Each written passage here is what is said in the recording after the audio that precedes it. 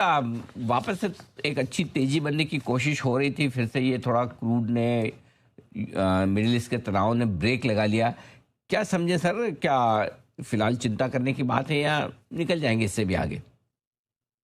Anil sir, मेरे हिसाब से चिंता करने की इतनी बात नहीं है। ऑफ कोर्स ट्रेडर्स को चिंता करने की बात होती है, क्योंकि ट्रेडर्स के लिए मार्केट मार्केट के पोजीशंस 1 2 3 दिन के होते हैं, तो कभी स्टॉप लॉस हिट कर जाता है। मैं जनरल इन्वेस्टर की बात करूं तो बिल्कुल चिंता करने की बात नहीं है। जो एस्टिमेट है, जैसे मैंने आपके शो पे भी कहा था सर, 85 की मीन क्रूड की आनी चाहिए इस साल की। अभी 91 की है mean for this financial year. तो अगर अगर $85 पे भी रहता है एवरेज, जो उससे ज्यादा होना मुश्किल है। स्पाइक्स आ सकती हैं, बट वो एवरेज आना बहुत मुश्किल है। बट आई थिंक 85 के नीचे ही आएगा average. That's point one. So that doesn't change our balance of payments, या फिर हमारी जो इंपोर्ट बिल है उसको मटीरियली चेंज नहीं करेगा। सेंटिमेंटली डेफिनेटली चेंज करेगा। वन सेकेंड, अब सबसे बड़ी दिक्कत तो हमारी रुपी की है। जैसे मैडम भी आपके को एंकर कह रही थी कि rupee is stronger today. But मेर I am very hopeful that जो एफसीएनआर की जो डिपॉजिट की जो स्कीम है, उसमें बहुत सारा लेवरेज के साथ पैसा आने वाला है। $50-60 billion is cake walk in my judgement. एक दो बैंकर से बात की, जिससे हम एक फ्री में रेफरेंस अभियान चालू कर रहे थे कि भाई हमारे क्लाइंट ले लीजिए, क्योंकि किसी का भी फायदा हो जाए, देश का भी फायदा हो जाए। तो बैंक बोलते हैं हमारे पास वक्त नहीं है।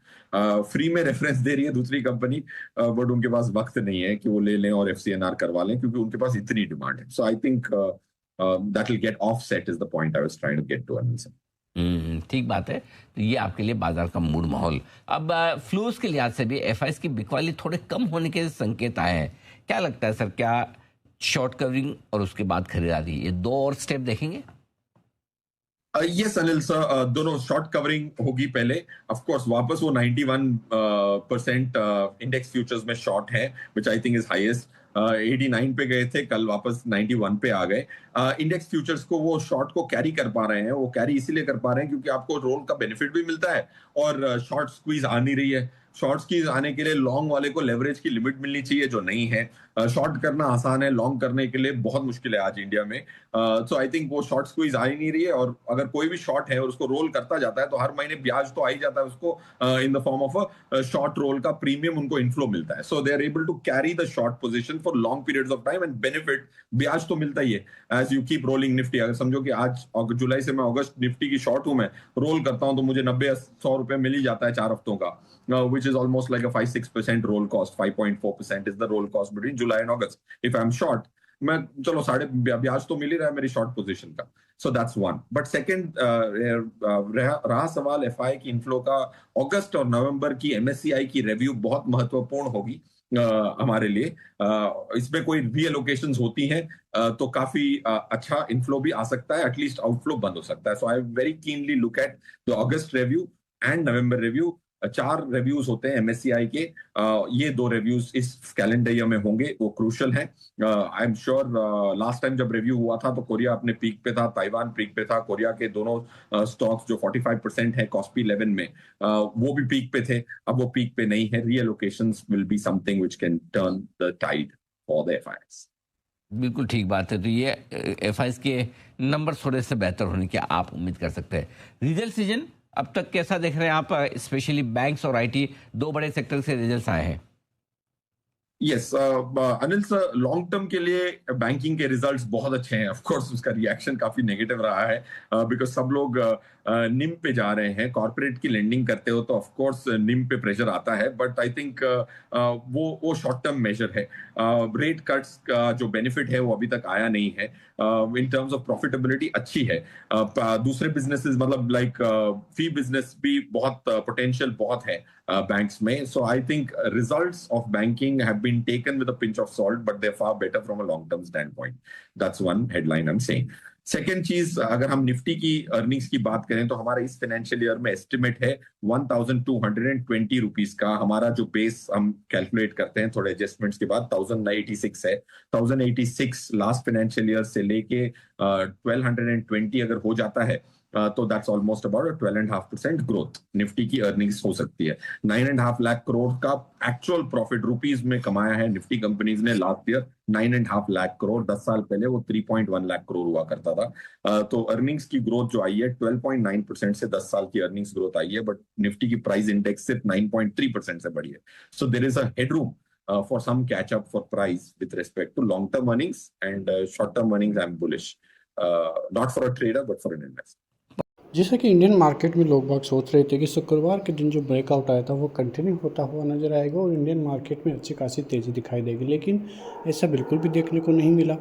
कल भी बाज़ार में ज़्यादा तेज़ी नहीं थी, आज भी बाज़ार में ज़्यादा तेज़ी नहीं थी। देखिए, इसके सबसे बड़ा कारण यही है कि जो ग्लोबली संकेत है वो अभी भी पॉजिटिव होते हुए नज़र नहीं आ रहे हैं। ग्लोबली जो क्रूड ऑयल के प्राइसेस आप देखोगे तो $90 के लगभग आपको दिखाई देंगे, और जब तक क्रूड ऑयल इतना ऊंचा रहेगा इंडियन मार्केट में कोई बड़ी तेज़ी की शंका तो आप भूल ही जाइए, क्योंकि चीज़ें जो है वो नेगेटिवली ही ट्रेड करती हुई इंडियन मार्केट में फिर नज़र आएगी, क्योंकि वॉर की स्थिति अभी भी बनी हुई है।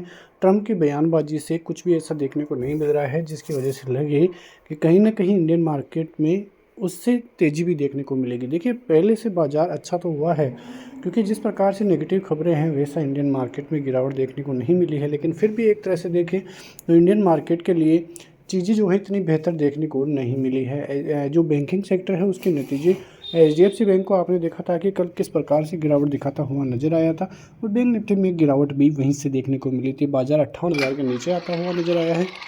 तो आने वाले दिनों में देखना होगा कि इंडियन मार्केट में किस प्रकार की रिकवरी यहाँ से दिखाई देती है। फिलहाल तो तेज़ी के कारण अभी भी स्पष्ट नहीं है कि किन वजहों से आने वाले दिनों में तेज़ी देखने को मिलेगी, क्योंकि पहले तो लग रहा था कि जो ईरान और इंडिया की ट्रेड डील है वो फाइनल होती हुई नज़र आएगी, लास्ट फेज में थी। तो वो भी ज़्यादा कुछ खबरें देखने को नहीं मिल रही है, सारी चीज़ें बंद होती हुई ही नज़र आ रही है। लेकिन अब धीरे धीरे लग रहा है कि इंडियन मार्केट में जो पॉजिटिविटी है वो बढ़ती हुई ही नज़र आ रही है, क्योंकि धीरे धीरे FIs की सेलिंग अब कम होती हुई भी नज़र आ रही है। और यदि FIs की एक बार बाइंग आएगी तो जाके ही लगेगा कि इंडियन मार्केट के लिए पॉजिटिविटी बढ़ सकती है, लेकिन अभी तक तो ऐसे संकेत दिखाई फिलहाल नहीं दे रहे हैं। अब देखना होगा कि क्या बाज़ार में तेज़ी रहेगी, क्या बाज़ार 24,350-500 को पार करता हुआ नज़र आएगा, क्योंकि जब तक ये लेवल पार नहीं होंगे, और हो सकता है कि ये लेवल तभी पार हो जब एक बड़ी रैली, ज़बरदस्त तेज़ी की संभावना, एक बड़ा गैपअप के साथ निकलता हुआ बाज़ार नज़र आए, क्योंकि ये तो स्पष्ट है कि इंडियन मार्केट के लिए अभी भी दबाव ही देखने को मिल रहा है।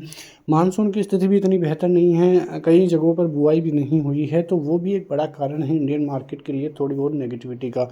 और यदि ऐसा ही रहा तो वो एक इंडियन मार्केट के लिए काफ़ी नेगेटिव पॉइंट रहेगा। और यदि हार्मूज स्ट्रेट बंद रहता है, क्रूड ऑयल के प्राइसेस फिर से $100 के लगभग जाते हैं, तो आप देख सकते होंगे कि बाज़ार में 21,700 के लेवल्स भी आपको दिखाई दे जाए, क्योंकि बहुत दिनों से इंडियन मार्केट में चीज़ें जो है वो नेगेटिवली ही देखने को मिल रही है।